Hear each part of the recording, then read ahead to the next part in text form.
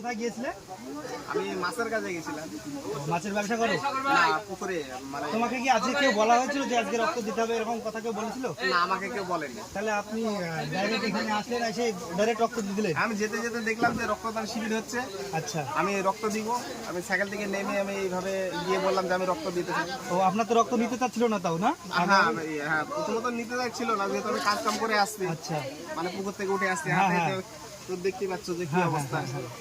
দিয়ে রক্তটা নিতে চাচ্ছিল না, আপনি জোর করে দিলেন? হ্যাঁ, আমি জোর করে বললাম একটা সুচ না দুটো সুচ ঢোকাও, দু হাত। মাশাআল্লাহ, আপনার তো কথা শুনে আমার খুব ভালো জন্য, লাগছে। আমার রক্তের জন্য যদি আরেকটা জীবন বেঁচে থাকে তো আমিও বেঁচে থাকবো, সেও সুস্থ থাকবো, সেও বেঁচে থাকবো। আচ্ছা, আপনার ওইখানে যে কথাটা বললেন না, খুব সুন্দর, শুনতে খুব সুন্দর লাগছিল যে আমি রক্ত দেবো। আপনি জোর করে ওই ব্লাডের যে কভারটা নিয়ে চলে আসছেন, ওইটা দেখে খুব ভালো লাগছে আমার।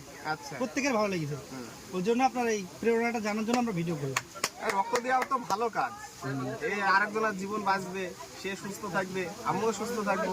ঠিক আছে, সমস্যা নাই, হয়ে যাবে।